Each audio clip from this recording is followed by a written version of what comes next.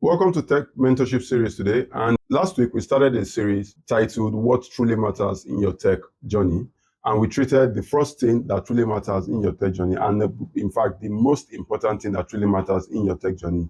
And we said it is the kind of knowledge that you possess. And last week I presented to you the 333 knowledge principle, where we considered the relational knowledge that you should possess. And under the relational knowledge, we said you should be able to possess the knowledge of spirits, you should be able to possess the knowledge of the word of God, and you should be able to possess the knowledge of man, because man, we live in the world of men. Then we went further to talk about the developmental or general knowledge, and under general knowledge, we said you should know about the knowledge of the rules and principles that governs the earth. You should have an understanding of that. We say we should have an understanding of history, current happenings, and future prediction. Then we say you should have an understanding of the things and the systems and institutions that controls our mind, or that controls the earth. So these are the three areas that you should focus on when it has to do with general knowledge or developmental knowledge. Then the third category of knowledge that we said is personal knowledge. And under personal knowledge, we say you should have a knowledge about yourself, which is your personality. You should have knowledge about your abilities, which are your soft skills, your hard skills, technical skills. Then you should have a knowledge about models, proven models, and systems that you want to mimic, especially in areas that you want to take that decision in. So that's largely what we treated in our last week. So this week we're going to be picking a couple of, if time permits us, two more things that truly matters. So let's start with the second thing that really matters in your tech journey. Like I said, last week was largely general. You can apply it anywhere. But when it has to do with tech, the second thing that really matters when pursuing when having a tech pursuit, whether it is a career, a company, is your growth. So the question you want to ask yourself is, am I truly growing? Having spent 10 years, having spent 5 years, having spent 8 years in this industry, am I growing? Because growth in this case, when I say growth, I'm not talking about biological growth. I'm talking about progress. I'm talking about advancement. I'm talking about awesome increase sponsored by knowledge. So again, we are referring to the kind of knowledge that you possess. So are you truly growing in whatsoever thing that you're pursuing? You want to pursue a career, you have started. So you want to say to yourself, what are the things I need to put in place to determine whether I'm growing or not? Is it by the salary? Because it's really not by salary. It's not by the amount you earn that determines whether you're growing. There are a whole lot of attributes, there are a whole lot of things that you can use to determine whether you're growing. You want to consider whether people are coming to meet you and say, you know what, people need to, when you grow, as you grow, what the principle of growth is that the more you grow, the more persons begin to identify you. So if you're in an organization and you spent 10 years, 15 years in the organization, and nobody has come to say, you know what, I like what you're doing in the organization, come and work for me, it means you're not growing. Even if you're earning ₦1 million, $1 million in that organization, if people are not identifying you, because when you grow, people will identify that you are growing. People would know that you're growing. Your colleagues would know that you're growing because there is progress. Maybe the day you got to the organization as a software engineer, the only thing you could do was just to use JavaScript.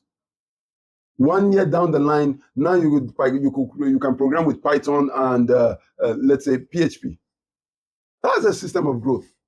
So that invariably means that when you came to the organization, they could only reach out to you when it has to do with JavaScript. Now you've expanded your portfolio, because now they can reach out to you when it has to do with you. When they need somebody that wants to do PHP, they can reach out to you when they need someone that wants to do Python. Why? Because you have grown. Growth is first measured in knowledge. Growth, it is first majorly measured in knowledge. It usually would not show immediately, but grow by what? By knowledge. When you grow by knowledge, what happens is that you begin to find unrest and unease in the space that you are, especially if the space that you are does not value the knowledge that you possess. So as you grow, one of the things that happen is people begin to identify your uniqueness. People begin to identify the kind of knowledge that they need that you have. People begin to see how you can fit into their own system. That is the way you measure growth. So as long as tech is concerned, there are actually strategies for tech growth, especially when it does with career. So I'm going to be giving us 5 of the strategies that helps you grow in tech. 5. So the first strategy that helps you grow in tech is proven ability for you to produce results consistently. That skill that you say you possess, what have you actually used it to do? What have you been able to use it to solve? Can people come meet you and say that, hey, it was as a result of this skill that you have that you were able to help me solve this or solve that? Can people truly come meet you and seek your counsel or seek your opinion on that skill? Is that skill producing enough results that people can identify with? Well, in life generally, results truly matters. You can't argue with proven results. You can't argue with proven results. There is no way you can go and begin to argue with results that is tangible result that you can see and you can prove. So if you think that you're going into tech and you have acquired all the skills that you need to acquire in tech and that skill is not producing result enough for people to identify with, you're not growing. If you truly want to grow, get a skill that can produce results. And producing result means you're using your skill to change the way things are done contemporarily. That's how you produce results. So you go to an organization and you find out that they don't have a website. How do you use your skill to produce results? You develop a website without being told. I've said it several times. The second or third organization I worked for, I got there and I found out that their website was whack. So because I had learned web development, so I went without being told. I developed a website and I presented it to the management. And I said, this was what I did using the skill that I have. And they were impressed.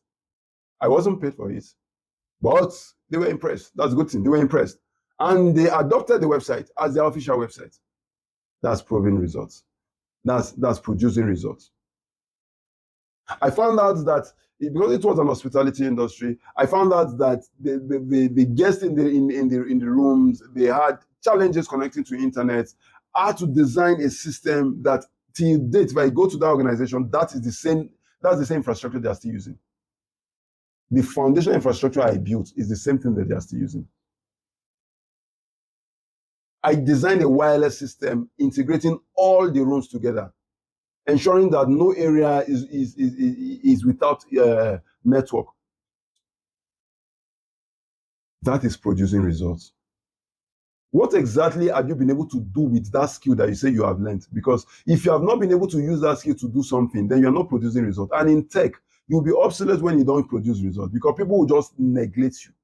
They'll push you to the side because they truly want people that can do something with what they say they have, or with what they say they know, or with the skill or the ability that they say they possess.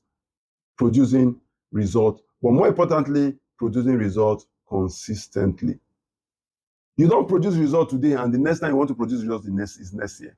Be consistent in whatsoever thing you're doing, in whatsoever result you're producing. That means you have mastered the act of replicating your skill to the end that you're able to use that skill to produce results any day, anytime. The second strategy for tech career growth is serving a mentor. Many persons don't. We live in a world that has so much abused the concept of mentorship. We live in a world that, for those that haven't have an understanding of what mentorship is. We live in a world where people don't care about the need of a mentor, and we live in a world that is largely monetary driven. They are financially driven. So everybody they want to work for, they want the person to pay them in cash or whatsoever, but they need a form of remuneration. Let me tell you one strategy for this. Strategy is so powerful that you can use it. You can move from point A to point Y using a mentor. Mentors are people that they've passed through a particular path. They know what to jump and what not to jump because they failed. Most of them failed while learning that thing. They failed, but now that is the reason why I said I think I mentioned it last week that in tech, we are not scared of failure because we believe failure is a knowledge of knowing what doesn't work. For many persons, when you fail, you fall into depression. But in tech, no, that's not the case. We just learned that this doesn't work this way. It's a kind of knowledge. So the mentors have failed. They failed. They learned the hard way by failing forward. Failing forward. So when they are mentoring people, they want to mentor people or mentor their mentees to ensure that they don't fail. Their mentees doesn't fail the way they failed. What will take you 10 years to build, under a mentor, it can take you 18 months. So why don't you sit down and serve a mentor? But the challenge is that we want to go serve mentors and want our mentors to pay. Mentors don't pay in most cases. If you want to go and learn something, if you want to, there is an advantage with you serving a mentor. We didn't have the opportunity. We didn't have the opportunity to serve under mentors. We learned the hard way, especially we in tech. I have mentors. I have mentors in cybersecurity. I personally, as a person, I have people I look up to. I have people I check out their profile. Recently there was what's it called? Associate Prof. That's Dr. Bill Butler in the Capital University of Technology, Capital Technological University in the US. Some time ago, I wrote to him and said, please, I want you to be my mentor. No, when I found out that, see, there are things I can achieve with mentors, when I found out that there are advantages to being a mentor.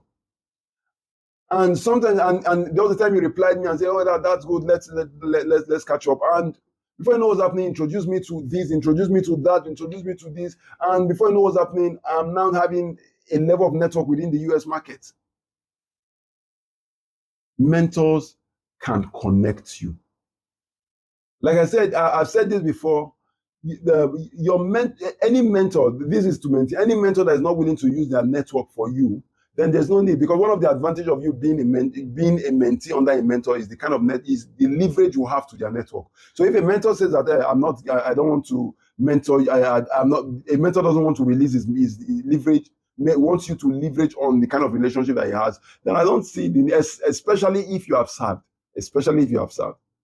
Because there are people that they've not served, they just want to come and be parasitic in the kind of relationship that the mentor has. And it may even end up damaging the relationship that the mentor has with his network. Why? Because you have gone to show yourself as one that is not properly brought up. Or that was not properly brought up. So serving a mentor is a powerful strategy. Serving a mentor can help you a degree of 4 years. With the guidance of a mentor, you can achieve it in less numbers of years, even though the system tells you that you achieve it in 4 years. The power of mentorship, I'm not even just talking about mentorship, I'm talking about you going to submit yourself under the system of mentorship. And I mentioned it, there was in the How to Become a Tech Professional. Yeah, that's the last series we did. I clearly gave a definition of mentorship. That's networking. Networking, the ability for you to identify, establish, maintain, and leverage relationship for professional and career growth. And mentorship is a system under networking. That's where you identify mentors. So you don't have to, but you should identify a mentor that you can serve under. The mentor may not pay you. And I understand the fact that some mentors can be devilish. They would want to milk you and give you nothing. Yeah, you should be discerning enough to know when to call it a quit, especially when you know that the relationship is not mutual. Because a mentor-mentee relationship is supposed to be mutual. Even though you know that you are leveraging as a mentee, you are leveraging on the mentor's network. As the mentor is also leveraging on the mentee's availability. So it should be mutual. But there are times where mentors want to milk mentees, or there are times where mentees want to be parasitic on mentors' relationship. In cases like that, I don't think the relationship is mutual. Look for a mentor. It's a powerful strategy to grow. Do you know the numbers of persons that have grown under Confidence Study?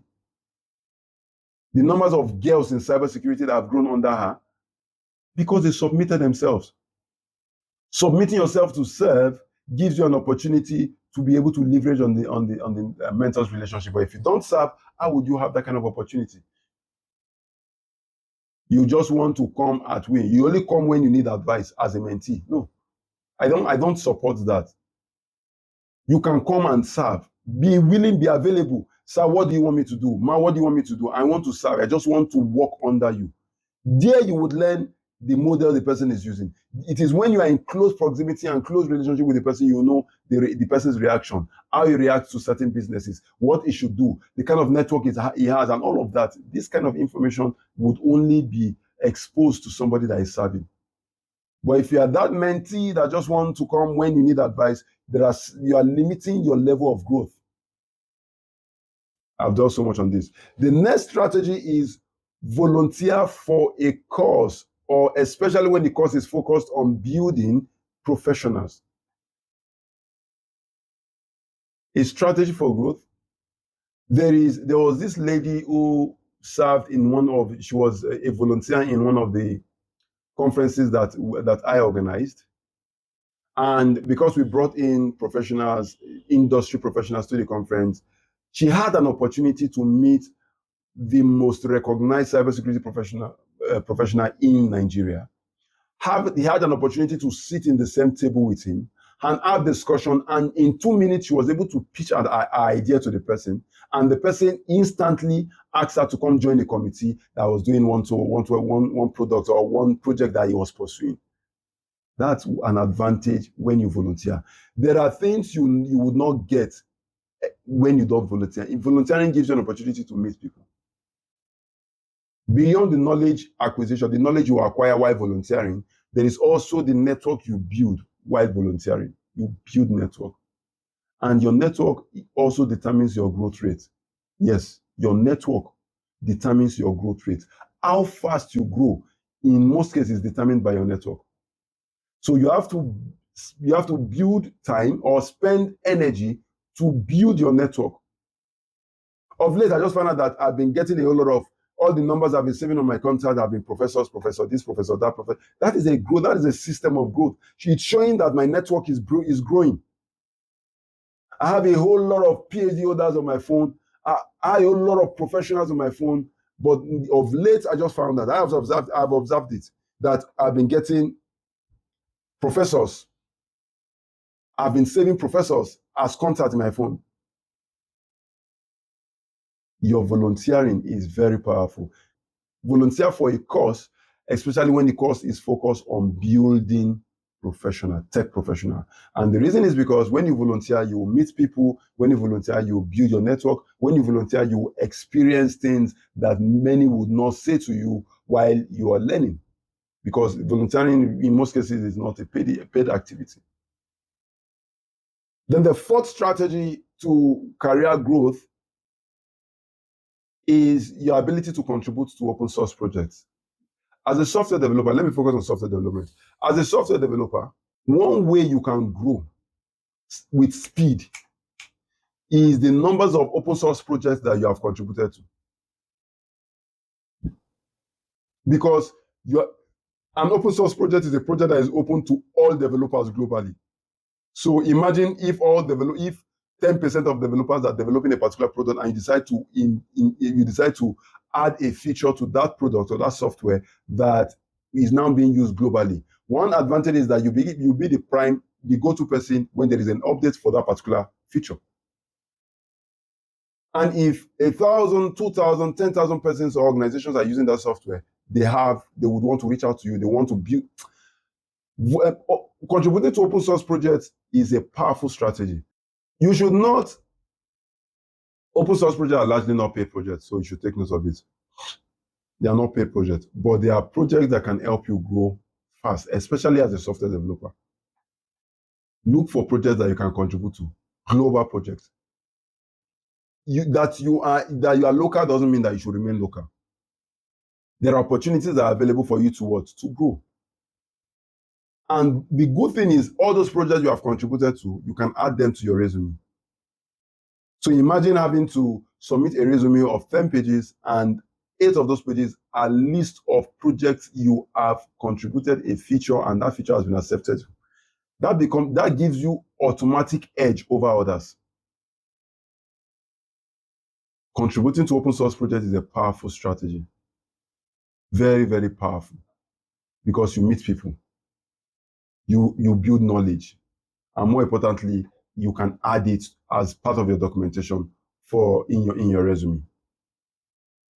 And the last strategy for your tech career growth is for you to join and be committed to a tech community.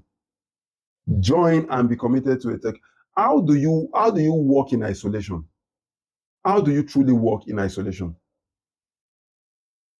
You mean you are in tech, with thousands and millions of persons in tech, and the only thing you do is that you just know the friends you graduated with.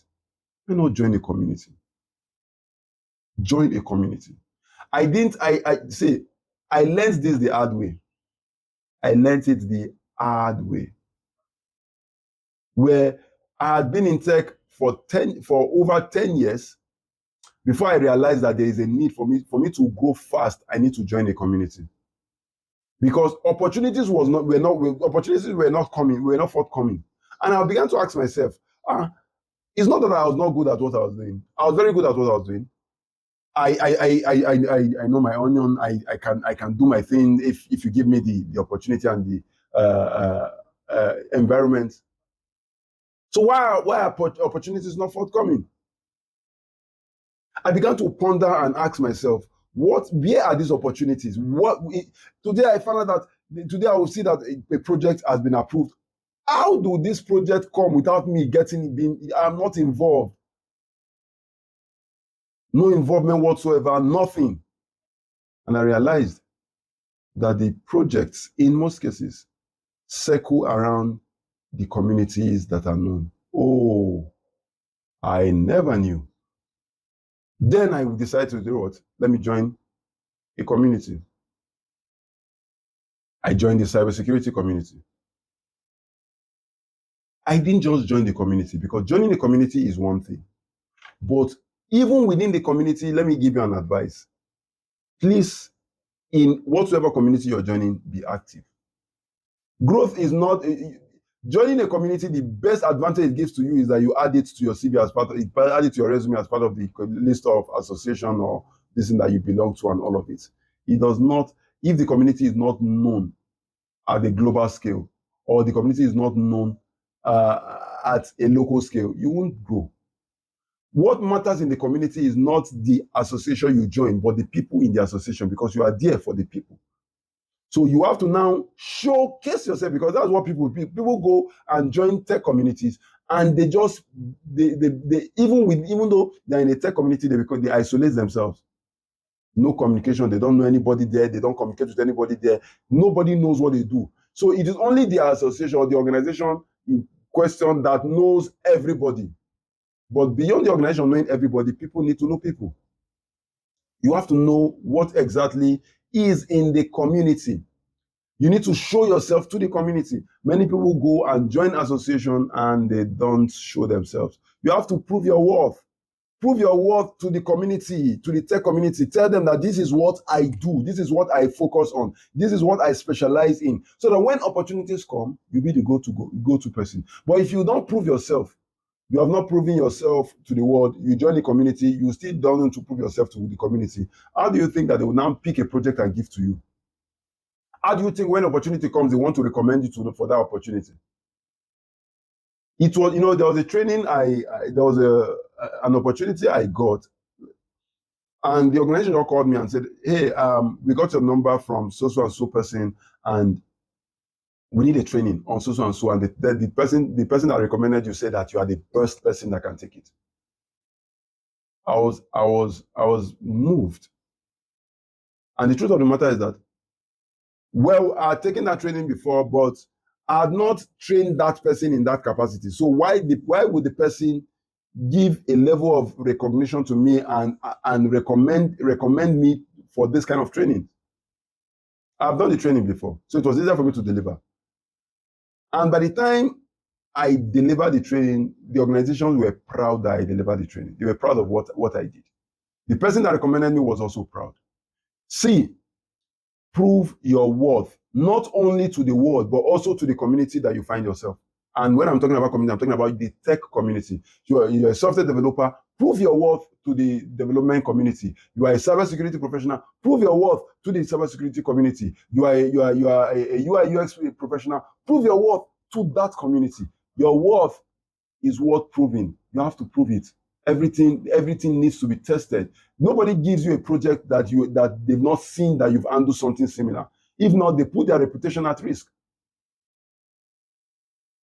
So beyond joining a tech community, please be committed to it. But beyond being committed to a tech community, be active. And more importantly, ensure that the tech community, you have been able to prove your worth in the tech community.